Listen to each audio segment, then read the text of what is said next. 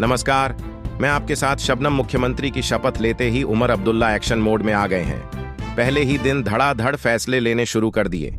एक तरफ अब्दुल्ला ने कांग्रेस को किनारे कर दिया है, तो दूसरी तरफ अब्दुल्ला ने एक ऐसा फैसला लिया है जिससे हर कोई हैरान हो गया है। डीजीपी से बात की है। डीजीपी से बात करते हुए अब्दुल्ला ने ऐसा आदेश दिया है, हर कोई हैरान है। अब्दुल्ला ने कहा है कि सड़क मार्ग से यात्रा करते समय उनके काफिले को गुजारने के लिए आम लोगों के रास्ते यातायात ना रोके जाए। लोगों को असुविधा से बचाने के लिए यह कदम उठाया जाए। यानी कि अब्दुल्ला ठीक वैसे ही अभी बातें करते सुनाई दे रहे हैं जैसे सत्ता में संभालने पर अरविंद केजरीवाल कर रहे थे। आगे कुछ बताए उससे पहले अब्दुल्ला के ट्वीट में क्या कुछ लिखा गया है, चलिए आपको बताते हैं। ट्वीट में लिखा गया, मैंने जम्मू कश्मीर के पुलिस महानिदेशक से बात की है कि जब मैं सड़क मार्ग से कहीं जाऊं तो कोई ग्रीन कॉरिडोर या अन्य लोगों के लिए यातायात ना रोका जाए।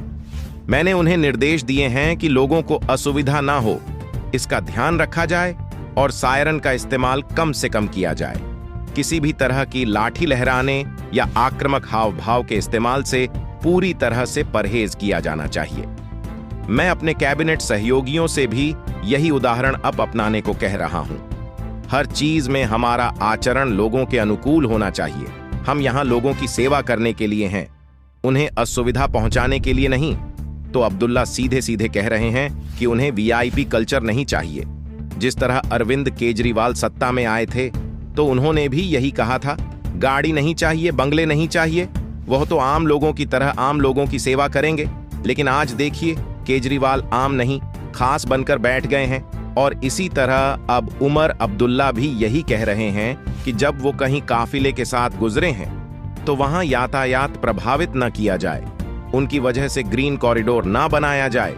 कोई उत्पाद मचाए तो उस पर लाठी चार्ज नहीं, कानूनी तरीके से एक्शन लिया जाए। खैर, अब्दुल्ला जितना चालाकी से सत्ता चलाने की कोशिश कर रहे हैं, उनके लिए आगे की राह उतनी आसान नहीं होगी, क्योंकि यहां सीएम से ज्यादा पावर एलजी के हाथों में है।